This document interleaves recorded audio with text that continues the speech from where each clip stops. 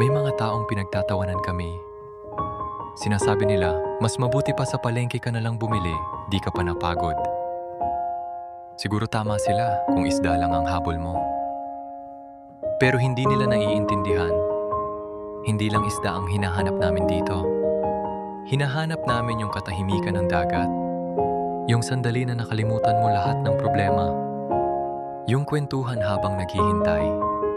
Yung tawa kahit walang kagat.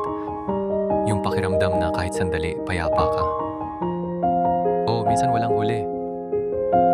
Nakakapagod, nakakainip. Pero uuwi ka pa rin na masaya.